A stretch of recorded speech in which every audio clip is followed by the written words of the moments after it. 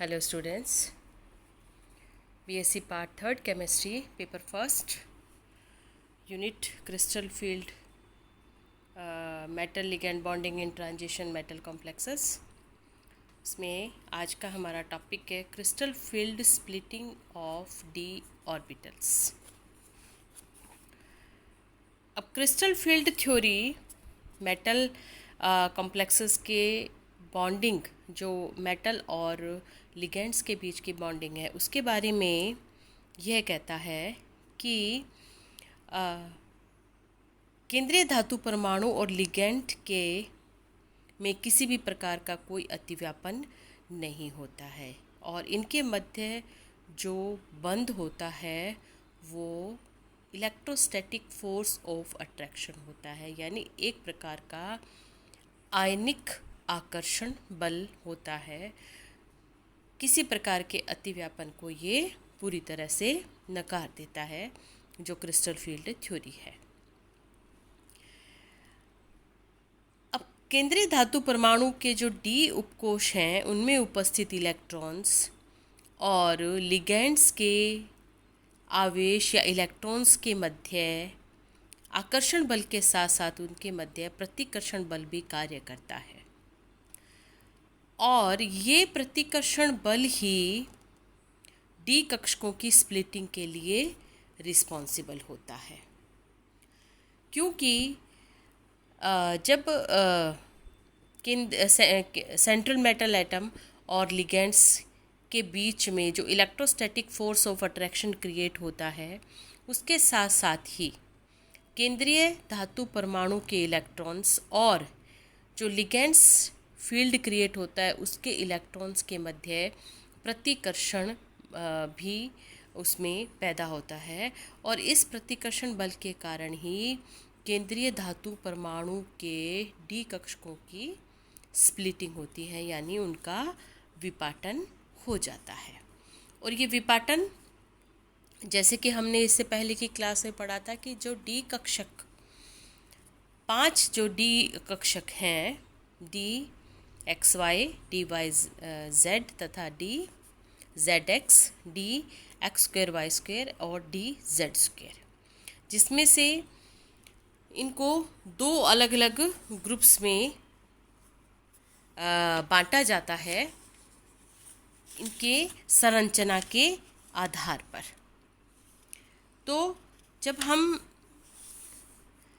बात करते हैं कि 2 तरह के बॉन्ड्स होते हैं, एक्सियल, और 2 तरह के ऑर्बिटल्स हैं, एक्सियल ऑर्बिटल्स और नॉन एक्सियल ऑर्बिटल्स, जो 3 एक्स वाई और जेड एक्सिस, जिनकी लोब्स, जिन ऑर्बिटल्स डी ऑर्बिटल्स की लोब्स एक्सिस के ऊपर, एक्सिस के पैरेलल जिनकी लोब स्थित होती है, वो एक्सियल ऑर्बिटल्स कहलाते हैं। और ये ऑर्बिटल्स हैं d x square y square तथा डी जेड स्क्वायर। और दूसरे नॉन एक्सियल ऑर्बिटल्स कहलाते हैं जिनमें इन कक्षकों की जो लोब्स हैं, यानी जो पालियां होती हैं, वे एक्स वाई तथा जेड एक्सिस के मध्य में स्थित होती है।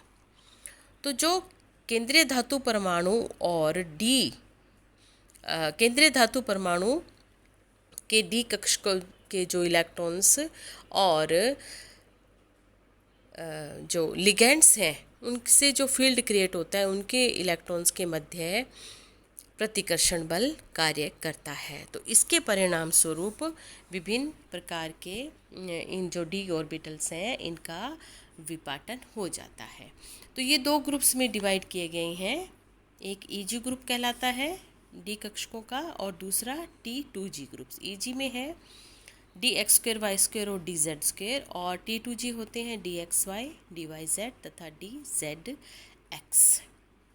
इनकी संरचना के आधार पर इनको बांटा गया है, क्योंकि d x square y square और डी जेड स्क्वायर ये अक्षों पर उपस्थित होते हैं, इसलिए इन्हें एक ग्रुप में रखा गया है, e g group. Doubly degenerate group होते हैं, और d x y, d y z और डी जेड एक्स जो कि अक्षों के मध्य स्थित होते हैं, इसलिए एक इन्हें दूसरे ग्रुप में रखा गया है, T2G ग्रुप। अब यहाँ आप एक स्ट्रक्चर आप देख रही हैं, एनर्जी बढ़ते हुए क्रम में उसमें आप देख रहे हैं कि जब धातु स्वतंत्र होता है तो उसके पांचों डी कक्षक डीजनरेट होते हैं, अर्थात उनके पांचों डी कक्षकों की ऊर्जा समान होती है।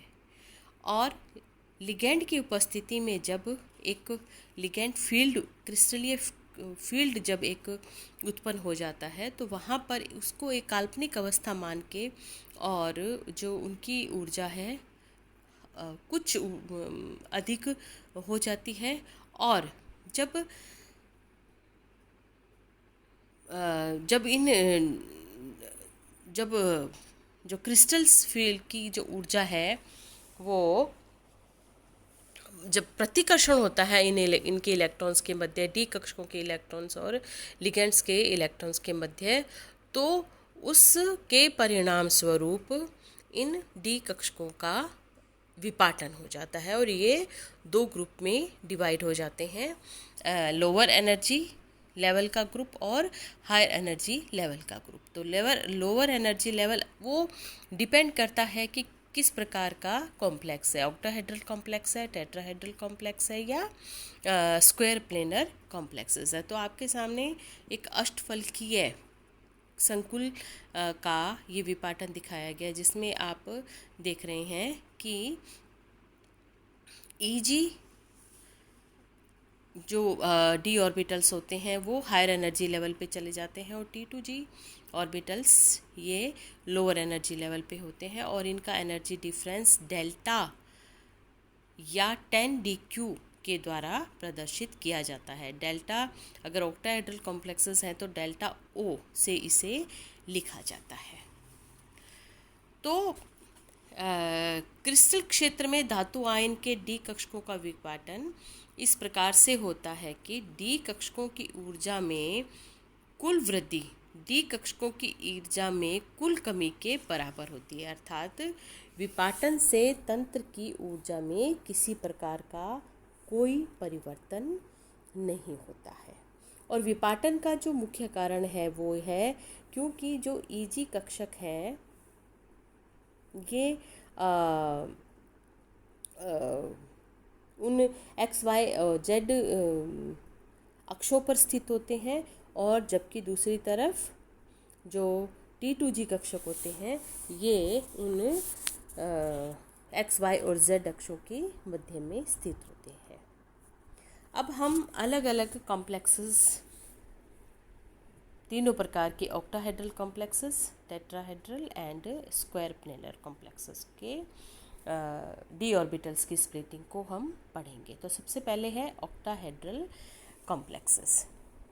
तो ऑक्टाहेड्रल कॉम्प्लेक्सेस में जैसे कि आप यहाँ एक स्ट्रक्चर है उसमें आप देख रहे हैं एक क्यूब, जब एक काल्पनिक क्यूब में इस क्रिस्टल को बनाया गया है तब आप देखते हैं कि उसके सेंटर में केंद्रीय धातु परमाणु या आयन स्थित है और उससे एक्स, वाई और जेड एक्सिस पर इसमें लिगेंड्स उपस्थित होते हैं। तो अष्टफलकीय जो संकुल है उसको हम मान लेते हैं Ml6N+, जिसमें धातु जो केंद्रीय धातु आयन Mn+ है और 6 उसके अष्टफलक के 6 कोनों पर 6 लिगेंड उसमें उपस्थित हैं। और ये जो लिगेंड्स होते हैं x, y और z अक्षों पर स्थित होते हैं और ये केंद्रीय धातु परमाणु की ओर ही अग्रसर होते हैं।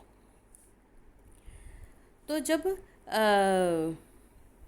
जो Eg कक्षक है dx² y² और dz², जिनकी पालियाँ x, y और z अक्षों पर स्थित होती हैं, ये उस क्रिस्टल फील्ड के परिणाम स्वरूप अधिक प्रतिकर्षण बल का अनुभव करती है।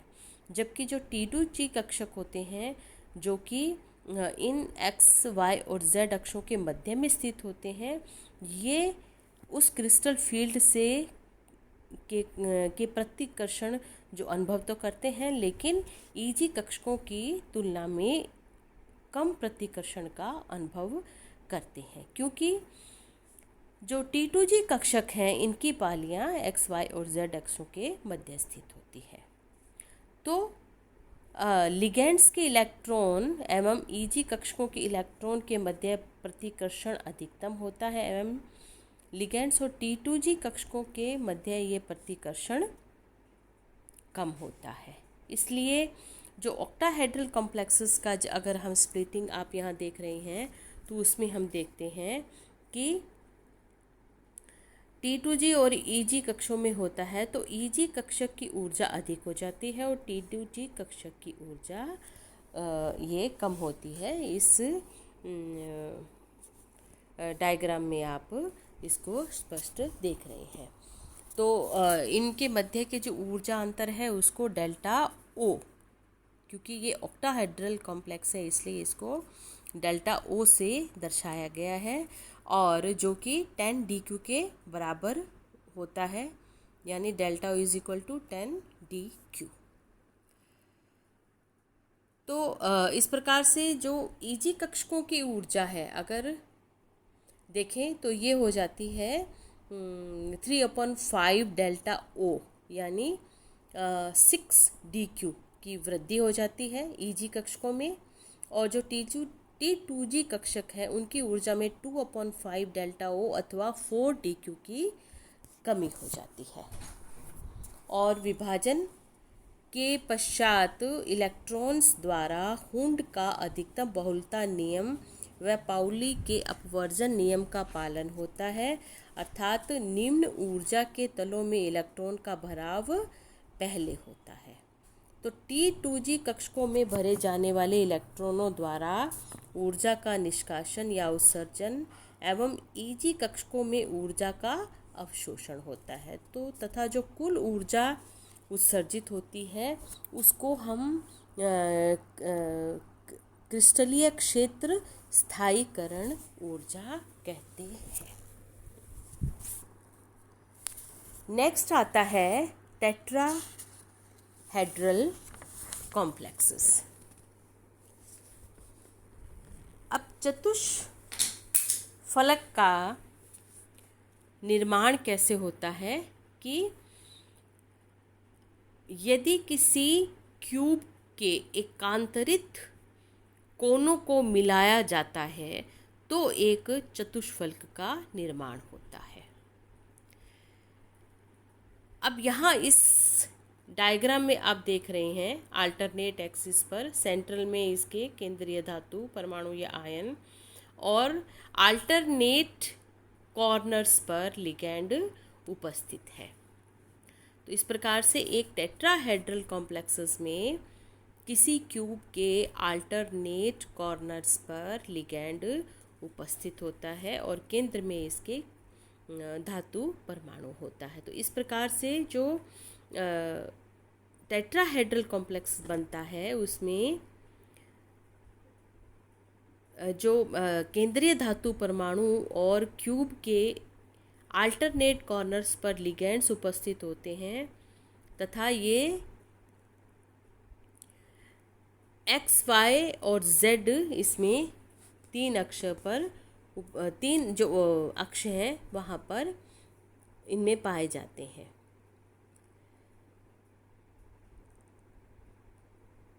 अब इस चित्र से स्पष्ट है कि जो चारों लिगैंड है वो अक्षों के मध्य से केंद्रीय धातु परमाणु की ओर अग्रसर है।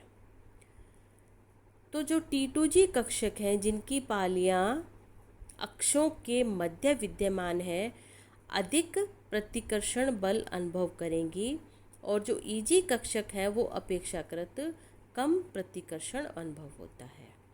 तो अतः जो चतुष्फलकीय क्षेत्र में D कक्षकों का विपाटन इस प्रकार से होता है कि T2G कक्षकों की ऊर्जा में 0.4 डेल्टा T या 4 DQ की वृद्धि होती है, जबकि EG कक्षकों में 0.6 डेल्टा T या 6 DQ की कमी होती है। तो यहाँ आप इस डायग्राम में इस चीज़ को अच्छे प्रकार से देख सकते हैं और समझ सकते हैं। नेक्स्ट आता है splitting of d orbitals in square planar complexes. अब स्क्वायर प्लेनर कॉम्प्लेक्सेस में आप यहाँ एक क्यूब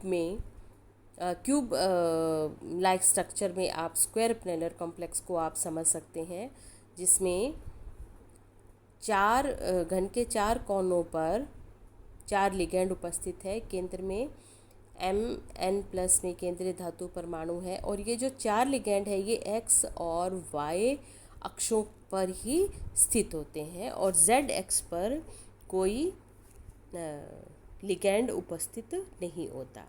तो स्क्वायर प्लेनर कॉम्प्लेक्सेस में या स्क्वायर प्लेनर जो फील्ड होता है उसमें z एक्सिस पर कोई लिगैंड नहीं पाया जाता, जिसके परिणाम स्वरूप जो dz², dzx और dyz की ऊर्जा अपेक्षाकृत कम हो जाती है तथा x और y अक्ष पर, क्योंकि इनमें लिगैंड पाए जाते हैं जैसा कि आप इस स्ट्रक्चर में आप देख रहे हैं, तो जिसके परिणाम स्वरूप dx² y² की ऊर्जा सबसे अधिक हो जाती है और dxy की ऊर्जा dyz और dzx से अधिक हो जाती है, जो कि यहाँ आप इस एनर्जी लेवल डायग्राम में भली प्रकार से समझ सकते हैं। ABC 3, तो A में ऑक्टाहेड्रल स्ट्रक्चर दर्शा रहा है, जो कि हमने ऑक्टाहेड्रल कॉम्प्लेक्स पढ़ा है उसमें देखा है।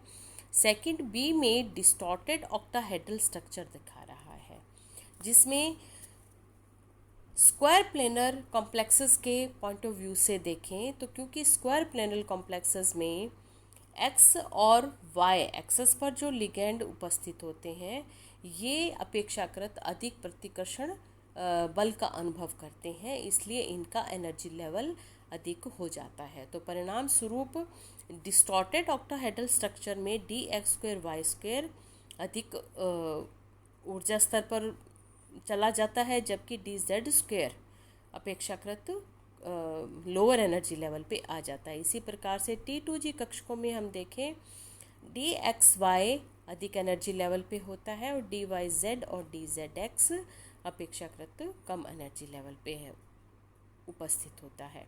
और स्क्वायर प्लेनर स्ट्रक्चर में देखें तो x² और y² सबसे उच्चतम ऊर्जा स्तर पर चला जाता है कक्षक और फिर dxy उससे dz² की उससे भी कम एनर्जी होती है और dyz और dzx मिनिमम एनर्जी लेवल पर स्थित होते हैं। तो इस प्रकार से अगर इसकी कुल ऊर्जा को हम कैलकुलेट करें तो ये Δ1, Δ2 और Δ3। Δ1 है dx² y² और dxy के बीच का ऊर्जा, बीच की ऊर्जा। Δ2 है dxy और dz² के बीच की ऊर्जा और Δ3 है dz² और dyz और dzx के बीच की ऊर्जा। तो जो स्क्वायर प्लेनर कॉम्प्लेक्सेस की ऊर्जा है वो है Δ1 + Δ2 + Δ3। Δ SP is equal to, SP means square planar, Δ SP is equal to Δ1 + Δ2 + Δ3 और Δ SP और Δ O में जो कॉम्बिनेशन होता है वो होता है Δ SP is equal to 1.3 Δ O। तो इस प्रकार से हमने आज की क्लास में पढ़ा है crystal field splitting of octahedral, tetrahedral and square planar complexes. Thank you.